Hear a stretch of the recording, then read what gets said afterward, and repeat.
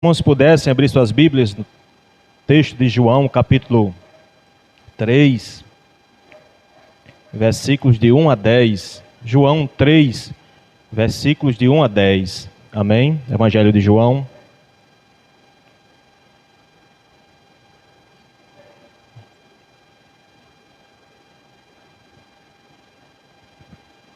João 3, a partir do versículo 1. Passemos a ler. Havia um fariseu chamado Nicodemos, uma autoridade entre os judeus. Ele veio a Jesus à noite e disse: Mestre, sabemos que ensinas da parte de Deus, pois ninguém pode realizar os sinais milagrosos que estás fazendo, se Deus não estiver com ele. Em resposta, Jesus declarou: Digo a verdade.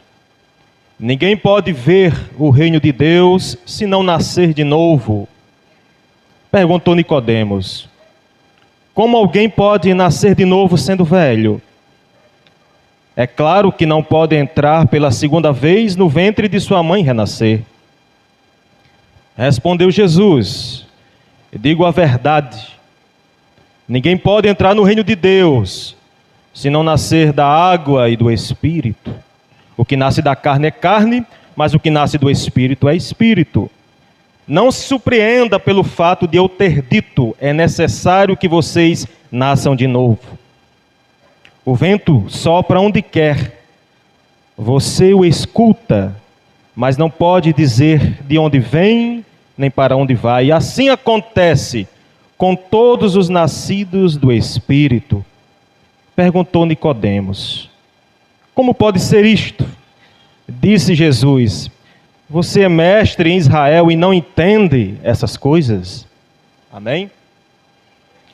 Meus irmãos, essa noite eu gostaria de tocar num tema, acredito que a maioria aqui já ouviu, quer seja no discipulado, quer seja em seu tempo de convivência, de igreja, de congregar, que é sobre o novo nascimento. E esse texto, essa conversa em que Jesus tem com esse homem chamado Nicodemos, ela é uma conversa crucial para tratarmos desse tema. Ela é uma conversa não somente crucial, mas reveladora do que diz respeito àquilo que nós precisamos entender, pelo menos a princípio, do que seria esse novo nascimento. E não somente o que seria esse novo nascimento, mas quais as suas características. E nessa noite nós vamos tratar sobre esta questão. Porque esse texto, esse momento em que Jesus se encontra com esse homem, o fariseu chamado Nicodemos, esse texto, essa conversa, ele se estende até o versículo 21. Depois, se você for lá em casa, desejar, você vai ler esse diálogo, essa conversa profundamente teológica de Jesus com o mestre da lei, e começa do versículo 1 até o versículo 21, está essa conversa entre Jesus e aquele homem. E de imediato eu gostaria de pensar o que não é novo nascimento. Talvez você fique surpreso. O que seria esse novo nascimento? Talvez você que chegou a esse lugar também não tenha ouvido ainda o que seria esse novo nascimento que Jesus propõe nesse texto para aquele homem. Mas inicialmente eu gostaria de pensar em quatro coisas que não são o novo nascimento. A primeira delas é que novo nascimento não tem nada a ver com a doutrina da reencarnação. É um primeiro aspecto. Não diz respeito à doutrina da reencarnação. E o que é a doutrina da reencarnação? É aquela doutrina que é vista como um ciclo contínuo entre vida e morte, onde o espírito renasce, o indivíduo morre, renasce, morre novamente, quantas vezes tiver, até alcançar a perfeição. E não se sabe, não se diz quantas vezes ele precisa renascer. Alguns dizem que ele pode renascer, reencarnar, aliás, até no inseto, numa árvore, num bicho. Deus nos livre. Mas o fato é que, em primeiro lugar, o novo nascimento não significa necessariamente reencarnação, logo porque a doutrina da reencarnação não é compatível com os ensinamentos das Escrituras. Se nós observarmos, por exemplo, Hebreus, no capítulo 9, versículo 27, ele vai dizer que está ordenado ao homem morrer uma só vez, vindo depois disso o juízo, o encontro com o eterno. Então o homem morre apenas uma vez. Em segundo lugar, o novo nascimento não significa, não é algo produzido por esforço humano. Não é algo produzido por força ou capacidade nossa, por nosso intelecto, por nosso poder. Mas, segundo o texto que nós acabamos de ler, nos versículos 5 e 6, ele é um ato criativo de Deus. É uma ação criacional de Deus no interior do homem. Olha o que diz o versículo 5 e 6. Respondeu Jesus: ninguém pode entrar no reino de Deus se não nascer da água e do Espírito, ou seja, da ação de Deus no seu interior. Ou seja, o homem só pode nascer de novo se esse nascimento acontecer pela ação do Espírito de Deus na sua alma, na sua vida. E em terceiro lugar, um terceiro ponto que não é o novo nascimento, que não seria o novo nascimento, nascer de novo, é que novo nascimento não diz respeito necessariamente a eu ter uma religião. Não significa dizer que se eu tiver um credo, se eu professar uma fé, se eu me identificar como protestante, evangélico, católico ou qualquer coisa que seja, não é suficiente para que eu seja alguém nascido de novo. Por quê? Porque o próprio texto, esse personagem com o qual Jesus está conversando, um homem chamado Nicodemos, que era alguém muito importante naquele contexto. Ele era um mestre da lei, ou seja, alguém que interpretava o Antigo Testamento com excelência. Era um doutor na lei de Moisés, nos escritos antigos. Era tido como um príncipe em Israel. Era alguém que pertencia ao Sinédrio. O que era o Sinédrio? Era uma espécie de corte religiosa e política que julgava as questões do povo de Deus, do povo de Israel. Ele era fariseu. E é interessante, meus irmãos, que o farisaísmo ele tomou uma conotação negativa depois dos embates de Jesus, os expondo publicamente. Mas a princípio, o farisaísmo, que era uma vertente da religião judaica, o farisaísmo nasceu num contexto muito tenso em Israel, aquele contexto entre o Velho e o Novo Testamento. Aproximadamente naquela época em que Deus passa 400 anos chamado silêncio de Deus, entre o último livro do Antigo Testamento e o novo livro, e o primeiro livro do Novo Testamento. E nesse período, o mundo estava sob domínio dos gregos, da Grécia, o Império Grego. E Israel não era diferente. E o farisaísmo, essa vertente religiosa, surge nesse contexto, combatendo justamente o secularismo que estava acontecendo entre os judeus. Os judeus estavam se desviando, se desvirtuando, e surge naquele meio essa vertente religiosa para resgatar uma fé pura, ortodoxa, no Deus verdadeiro. No entanto, com o tempo, os fariseus, o farisaísmo, assim como a maioria das religiões, se perverteu, se corrompeu, foi para além das Escrituras, impondo um fardo pesado sobre as pessoas, a ponto de Jesus, e a gente vê isso nos Evangelhos, debatendo tantas vezes com aquele grupo.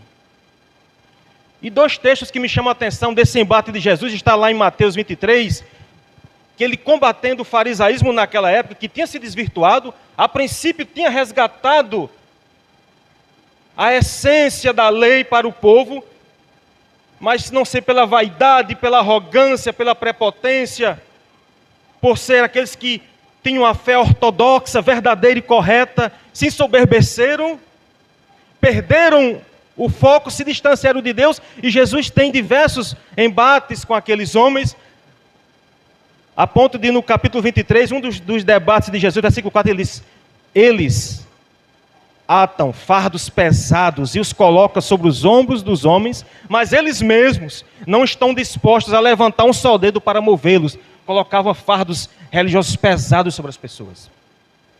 Jesus ainda diz no versículo 13, ai de vocês, mestres da lei, fariseus hipócritas, vocês fecham o reino dos céus diante dos homens, vocês mesmos não entram e nem deixam entrar aqueles que gostariam de fazê-lo. No entanto, Nicodemos era um bom fariseu. Era um homem, se nós olhássemos, se estivesse aqui em nosso meio, com certeza nós diríamos que homem de Deus,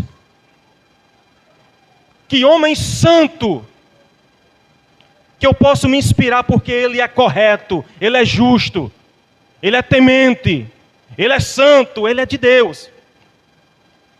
Mas Jesus, curiosamente, quando Nicodemos começa aquele diálogo, Jesus já corta imediatamente. Nicodemos, a sua necessidade maior é nascer de novo.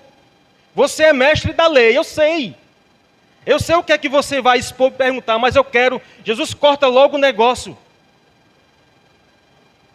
Importa, Nicodemos, a você nascer de novo. Por que Jesus está dizendo isso? Jesus não está negando necessariamente isso para nós. A importância de nós pertencermos, de nós frequentarmos uma igreja com fundamentação bíblica, com parâmetros bíblicos corretos.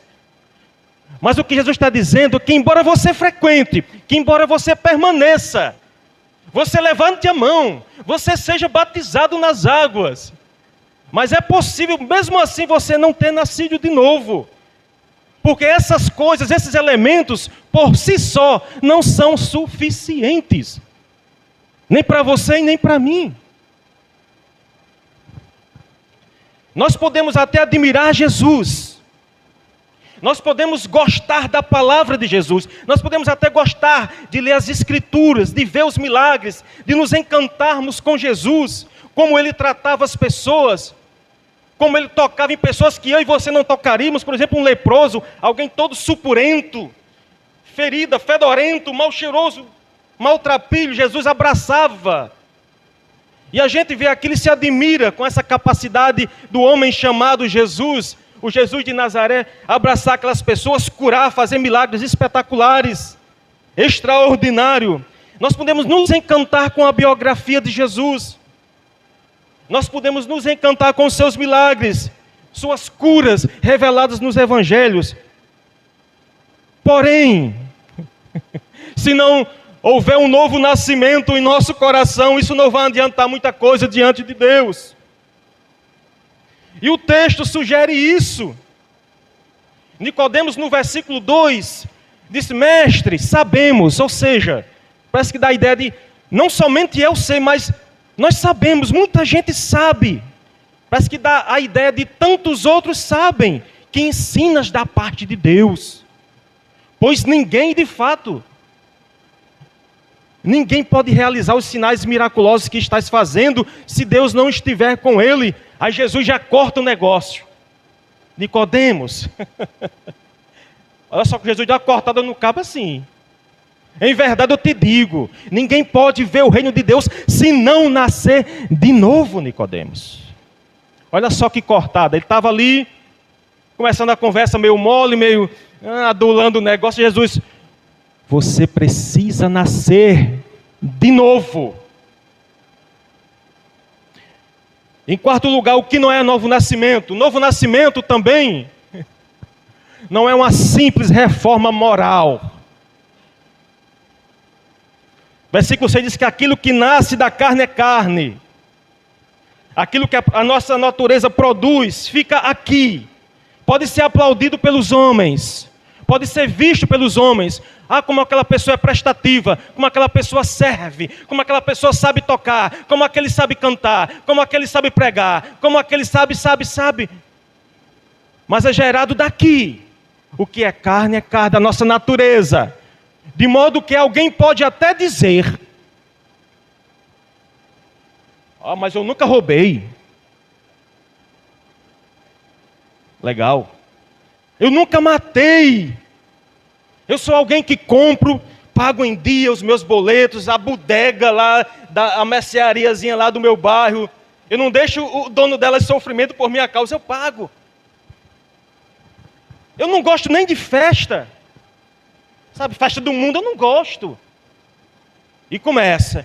Eu nem bebo bebida alcoólica. Não bebo, não fumo, não jogo, não me prostituo. E aí a lista se avoluma. Eu sou uma boa pessoa. Olha, eu sou um bom pai. E de fato é. Muitas vezes. Aí eu sou uma boa mãe.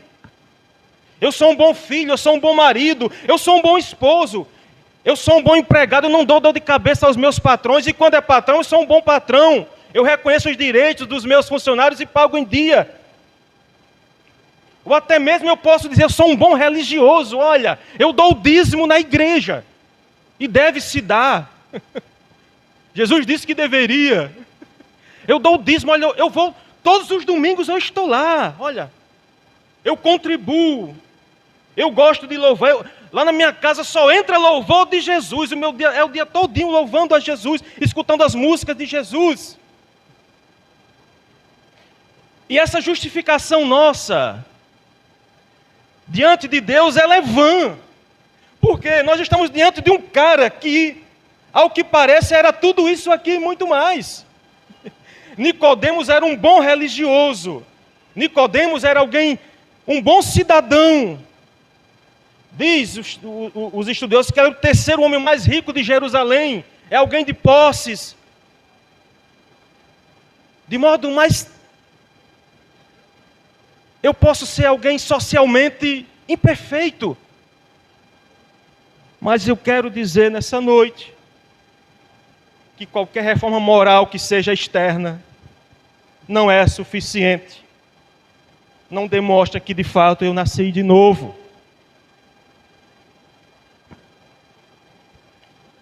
Não basta ler a Bíblia. Você tem que ler para aprender. Fazer orações, viver na igreja pensando que você já é merecedor do céu. Porque as pessoas às vezes podem vir com a ideia, não sou merecedor de Jesus. Se Jesus não quiser me salvar, nós estamos num tempo que as pessoas dizem isso. Se Jesus não quiser me levar, o problema é dele. Quem está perdendo é ele. Quem está perdendo é Jesus. Por quê? Porque as obras que nós fazemos não podem nos levar à vida eterna. Embora essas coisas sejam importantes, elas por si mesmas não são suficientes para eu ver e entrar no reino de Deus. Porque Jesus disse a Nicodemos, para que você veja e que você entre, é necessário, Nicodemos, você nascer de novo. Por que isso? Porque essa salvação, Nicodemos, é um ato divino de graça e bondade de Deus. E alguém pode pensar, então, quer dizer que o que é que adianta eu não fazer todas essas coisas? Porque nós somos seres muito lógicos. Alguém pode chegar a pensar, então, eu não devo matar? Não deve. Não devo roubar, não devo mentir, e uma série de outras coisas, outras questões. Então por que deixar tudo isso? Se isso não me salva. Mas o grande segredo, o grande X da questão está: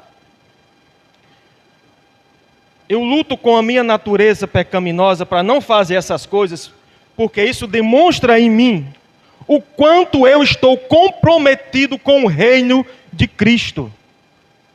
Em não fazendo-as, eu estou dizendo para o mundo, porque Deus já sabe, o quanto eu quero obedecer ao Rei do Reino. E em não fazendo essas coisas que são comuns ao mundo, isso também vai produzir bênçãos sem medidas em minha vida. Porque quantas pessoas em busca da vida, elas se encontram de cara com a morte. Muitos são jovens que, buscando a vida, os prazeres desse mundo, se encontram, na verdade, com a morte, porque ele quer ser o cara descolado, Ele quer ser aquele cara que está enquadrado nos contextos, nos grupinhos sociais. Ele não quer ser enquadrado como aqueles que são diferentes, aqueles que são estranhos, aquela comunidadezinha de crente, aquela besteirazinha de não faça, não toque. Não entre por esse caminho, rapaz, você é jovem. E muitas vezes é nesse ímpeto do nosso coração que a gente abraça a morte. Então obedecer a Deus é um sinal de que eu estou comprometido com o rei e o seu reino. Quando eu não ligo para a obediência, eu estou dizendo que, não, Senhor, eu não quero estar conectado a esse reino, não, eu quero viver a minha própria vida. Então, a gente percebe que não basta ser religioso simplesmente. Não basta termos uma boa conduta externa, moralista. Porque se assim fosse, Jesus não tinha dito para aquele homem: Nicodemos, você é um mestre da lei. Ou seja, é alguém que desde criança, desde pequeno, estuda as Escrituras. Está conectado com a religião. Está conectado com o eterno. Mas eu digo que você precisa nascer de novo. Mas o que seria então esse novo nascimento? É a grande questão. Eu já disse o que não é novo nascimento. Eu não sei se você compreendeu. Eu não estou dizendo aqui de forma exaustiva, completa. É claro que existe muito mais coisas. Eu estou dando aqui uma lapidada a partir do texto. Nós já entendemos o que não é novo nascimento. Mas o que é? É justamente essa pergunta do doutor Nicodemos. E que talvez alguns que estão aqui, eu não sei, eu não conheço o coração, a alma, esteja se perguntando. Versículo 4. Como alguém pode nascer de novo, sendo velho? É claro que não pode entrar pela segunda vez no ventre de sua mãe e renascer. Sim, é claro que não pode. Mas esse novo nascimento é o quê? É um recebimento de uma nova natureza que Deus implanta em você e em mim. Como o próprio termo já diz, novo nascimento, ou seja, é uma nova vida produzida por Deus, através do seu Espírito Santo, selando, purificando, alterando o nosso coração, a fim de nos tornarmos semelhantes a Jesus, em ações, em palavras e pensamentos. Em síntese é isso. É uma ação do Espírito Santo em nós, de Deus em nós, alterando o nosso caráter, nos trazendo uma nova natureza, para nos fazer parecidos com Jesus. Para sermos como disfarces de Jesus onde estivermos. Nós somos chamados a sermos disfarçados de Jesus onde estivermos.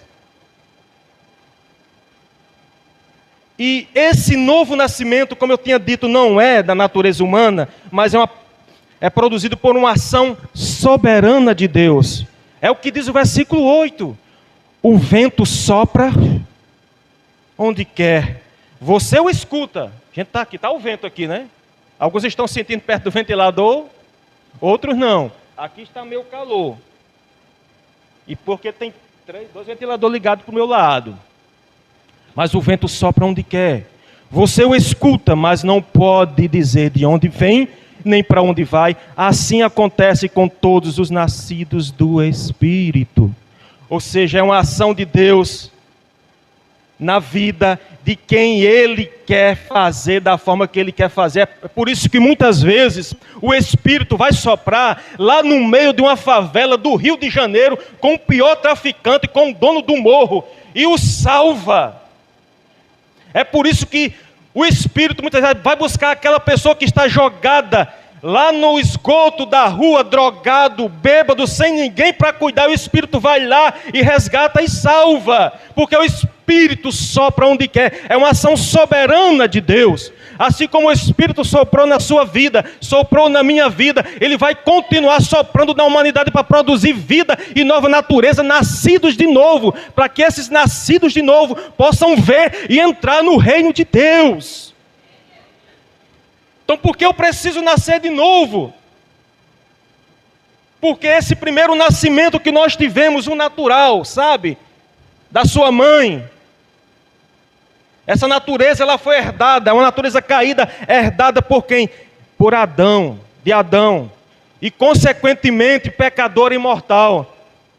Nós estávamos mortos, a Bíblia diz, em nossos delitos e pecados. Porque nós herdamos a natureza de Adão. O primeiro casal que pecou lá no Éden. E de lá para cá o pecado veio para toda a humanidade. É por isso que Paulo vai dizer em Efésios: vocês estavam mortos em suas transgressões e pecados, nos quais costumavam viver, quando seguiam a presente ordem deste mundo e o príncipe do poder do ar, o espírito que agora opera, atuando nos filhos da desobediência. Paulo ainda vai dizer em Romanos 5,12: portanto, da mesma forma como o pecado entrou no mundo por um homem, Adão primeiro, e pelo pecado entrou o quê? Veio o quê? A morte. Assim também a morte veio a todos os homens, porque todos pecaram. Ou seja, eu preciso nascer de novo, porque essa minha natureza primeira, terrena, velha, ela é pecaminosa, ela está distante de Deus. Portanto, para que eu encontre vida, a vida em seu sentido mais profundo e eterno, eu preciso nascer de novo. E nascer de novo a partir dessa nova natureza do segundo Adão, que a Bíblia vai comparar como Cristo. O segundo Adão vai chamar de Cristo. O primeiro Adão, ele trouxe o que? O pecado. Mas o segundo Adão, ele trouxe o que? A salvação e vida. Porque o que nasce do Espírito é Espírito. Paulo vai dizer isso na sua primeira carta aos Coríntios, capítulo 15. No versículo 45, ele vai dizer: assim está escrito, o primeiro homem, Adão, tornou-se um ser vivente. O último, espírito vivificante. Ou seja, essa nova natureza é implantada por Cristo através do Espírito Santo em nós. O primeiro homem, o Adão, era do pó da terra, mas o segundo, ele veio da onde? Dos céus. Então eu preciso nascer de novo. Há uma necessidade, porque eu preciso dessa nova natureza para me encontrar com Deus. E isso vai resultar em minha vida um encontro de significado, de valor e de propósito. É um significado maior. Quando alguém nasce de novo, a sua vida começa a ter um significado. De repente era alguém que estava em profunda depressão, em profunda crise existencial, sem sentido. Ele só via cinzas, trevas, mas quando se encontra com Cristo, a sua natureza é alterada por Cristo, pelo segundo Adão que veio nos trazer vida. Aí essa pessoa encontra um significado, um propósito pelo qual viver. E digo mais, uma vida mais sublime, no que diz respeito, no que diz respeito a uma percepção mais profunda de Deus e do seu reino. De modo que todas as coisas se tornam secundárias na sua vida.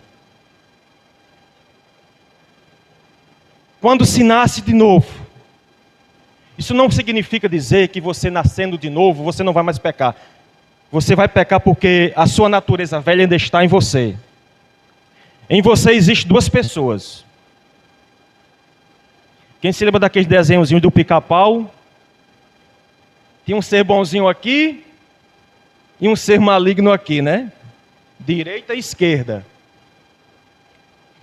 E aí, em nós, em você, há duas pessoas conspirando. Há uma pessoa natural, humana, terrena, a sua velha natureza, e há essa nova natureza implementada pelo Espírito que vai suplantando a ação daquela velha que tenta nos levar para distante de Deus. Mas quando nós nascemos de novo, que a vida toma um novo significado, um novo propósito, as realizações pessoais, posição social, bens terrenos, relacionamentos, tudo isso se torna secundário. É o que Paulo afirma em Filipenses capítulo 3, versículos 7 e 8. Quando ele diz: mas o que para mim era lucro, passei a considerar como perda. Paulo era um homem de posição, um intelectual, poliglota. Paulo era um fenômeno. Paulo era o cara, não é Roberto Carlos não. Paulo era o cara. Mas Paulo, ele diz, reputa tudo isso como perda. Por causa de quem? De Cristo. Mais do que isso, ele vai dizer: considero tudo como perda, comparado a quê? A suprema grandeza do conhecimento de Cristo Jesus, meu Senhor, por quem perdi todas as coisas, posição, o que ele tinha para trás, ele deixou. Eu as considero, olha só que palavra forte, como esterco. Os irmãos sabem o que é esterco, né? Não vou traduzir para o nordestês, não. Eu as considero como esterco para poder ganhar a Cristo. Oh, que palavra profunda. Só alguém que nasceu de novo tem essa percepção sublime. E essa percepção que nos leva a nos aprofundar em Deus, a conhecer mais de Deus, do seu propósito redentor, compreender realidades espirituais que estavam encobertas aos nossos olhos, porque só pode ver e entrar e enxergar o reino de Deus, que é invisível, diga-se de passagem. O reino de Deus é invisível, ele está aqui, ele está ali e ele está além. Nós participamos desse reino já. Você sabia disso? Se você nasceu de novo, você já participa desse reino de Deus. Mas só podemos enxergar a partir dessa realidade do novo nascimento. Respondeu Jesus: digo a verdade, Nicodemos, ninguém pode entrar no reino de Deus se não nascer de novo. De modo que absolutamente ninguém pode ir para o céu. Todo mundo quer ir. Todo mundo quer ser salvo no dia do juízo final. Mas se não nascer de novo, não pode entrar no reino de Deus.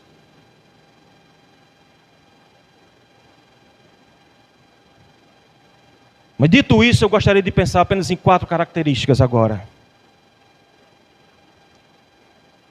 Ou marcas daqueles que são nascidos de novo. A gente já viu o que não é o novo nascimento. A gente já viu o que é essa nova natureza implantada, Cristo em nosso coração, em nossa natureza. Mas algumas características práticas desse novo nascimento. Se você se identifica com essas características, louvado seja Deus. Se você ainda não se identifica com essas características, nessa noite eu faço como Jesus disse a Nicodemos: é necessário você nascer de novo. A primeira característica de alguém que nasceu de novo é crer em Cristo como Ele é apresentado nos Evangelhos.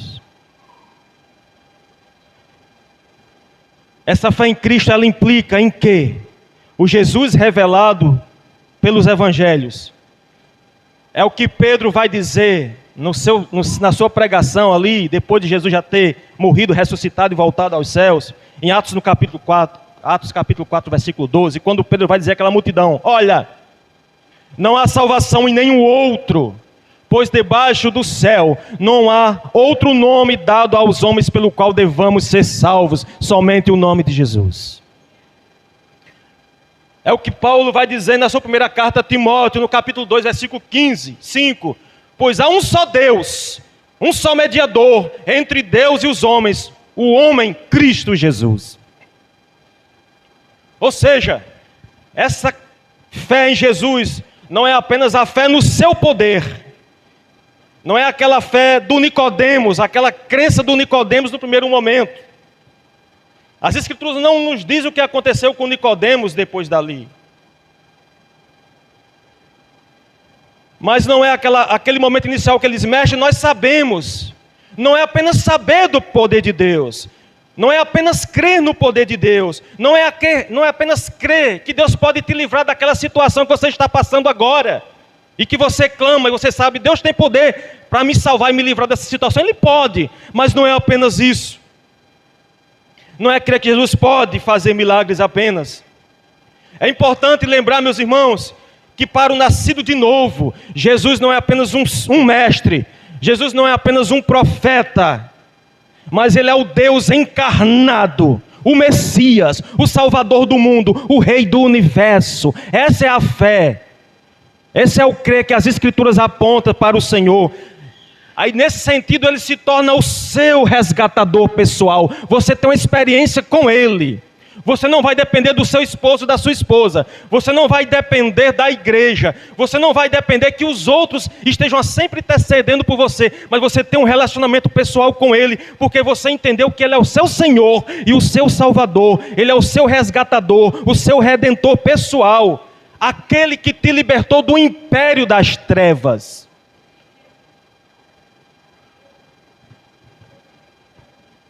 Aquele pelo qual eu devo seguir. E seguir, independentemente de momentos bons ou ruins na minha vida. Aliás, e o maior desafio para seguir a Cristo é quando o negócio está ruim para o nosso lado.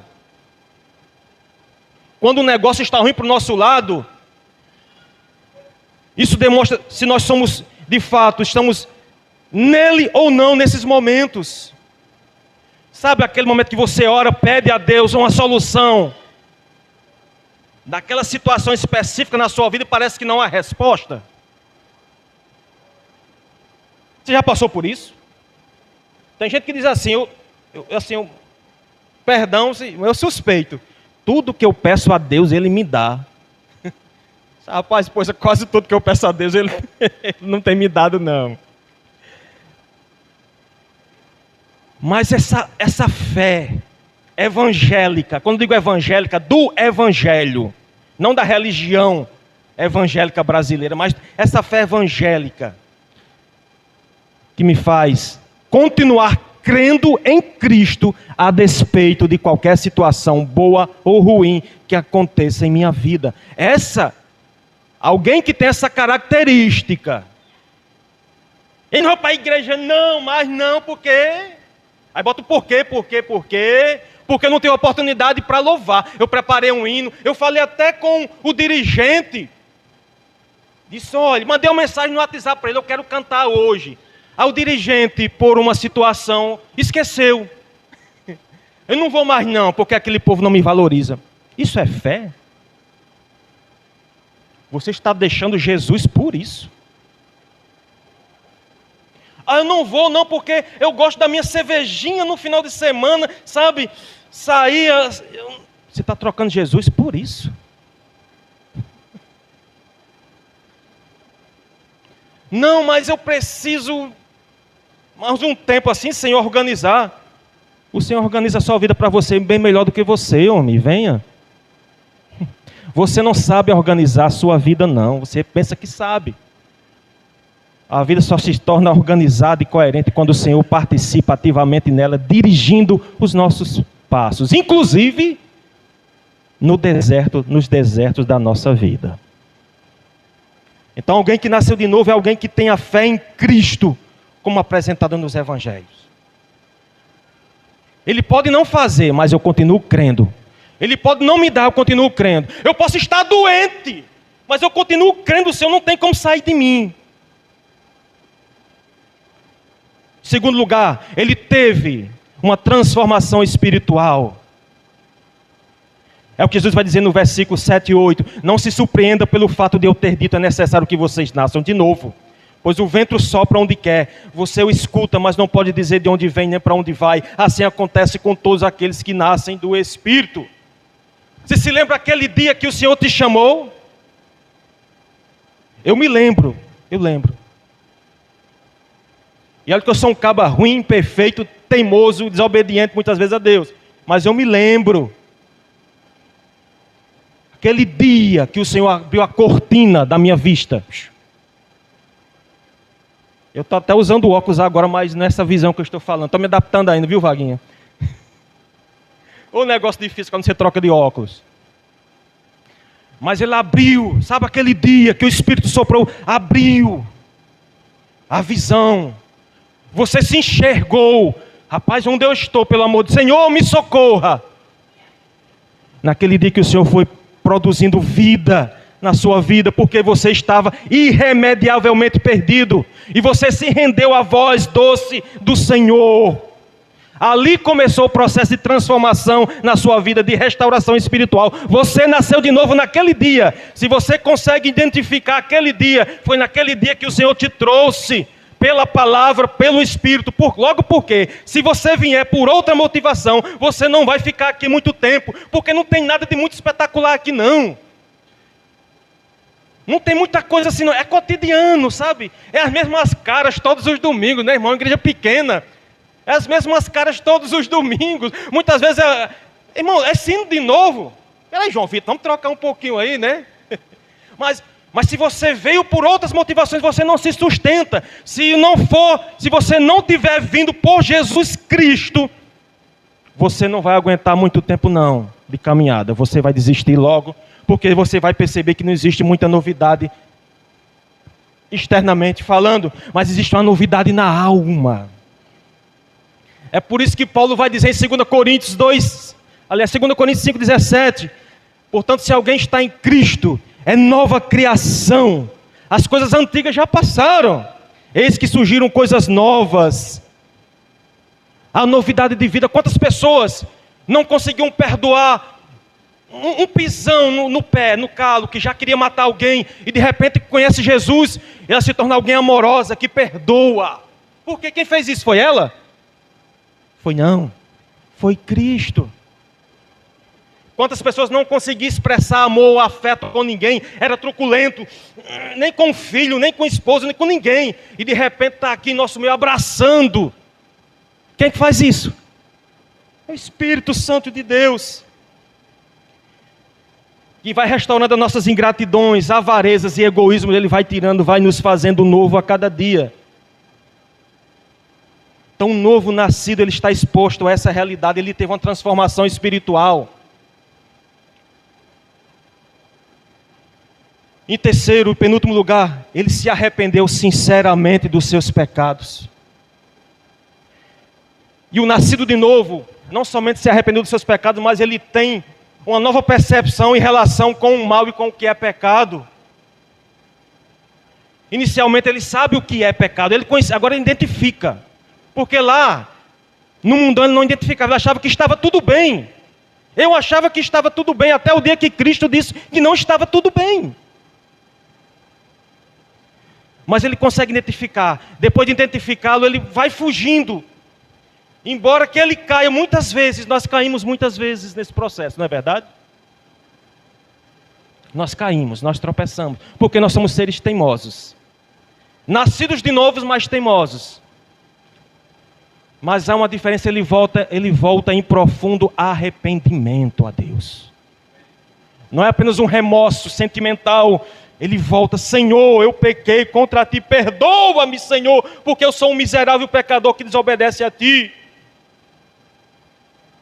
De modo que a primeira carta de João, capítulo 3, versículo 9, ele vai dizer, todo aquele que é nascido de Deus, não vive na prática do pecado, porque a semente de Deus, a palavra permanece nele. Ele não pode estar no pecado porque é nascido de Deus. Ou seja, ele não abraça o pecado como uma forma de vida, ele luta.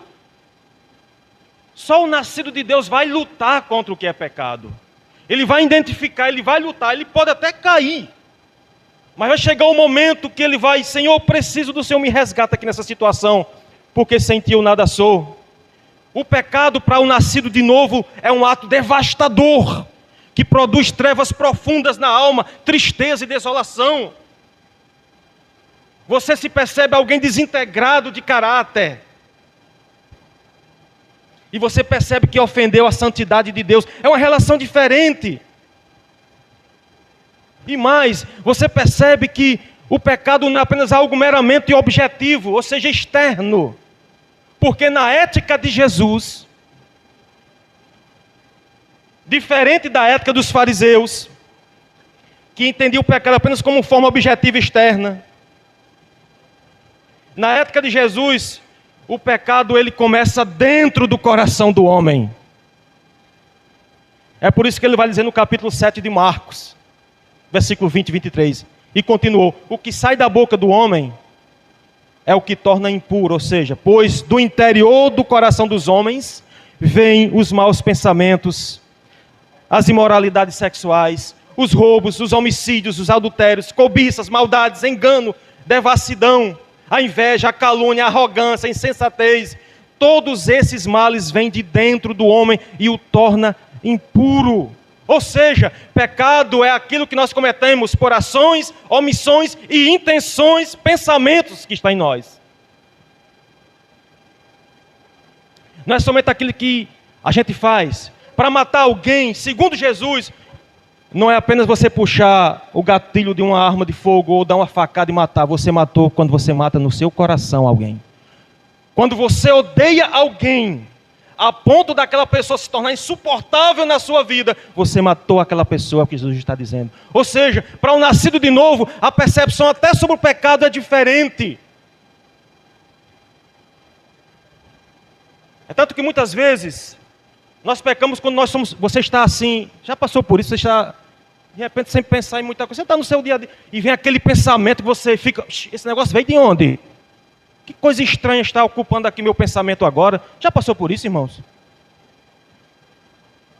Sabe, um sentimento maligno, uma centelha maligna no seu coração, no seu pensamento.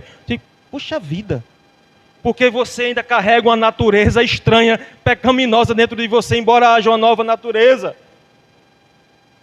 O pecado ele se manifesta de diversas formas, e o nascido de novo consegue identificar e saber. Tem um aprofundamento até mesmo dessa percepção. Não é somente eu fazer externamente, é eu cogitar no meu coração alguma coisa maligna, deixar ele aqui. Isso se torna pecado e me distancia de Deus, embora ninguém esteja vendo. Mas Deus está. Eu posso inclusive estar aqui, sentado nesse banco, mas pensando lá fora no que eu vou fazer depois daqui. Que muitas vezes nem é para agradar a Deus. Deus está vendo.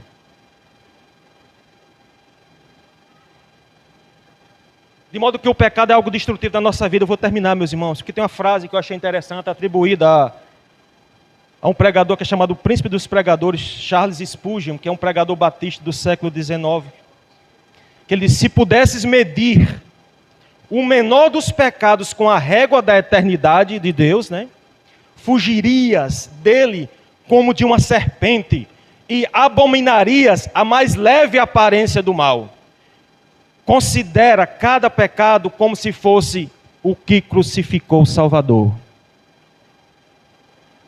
Quem crucificou Jesus foi, sabe quem? Não foram os romanos. Não foi o sinédrio judaico. Foram os seus e os meus pecados.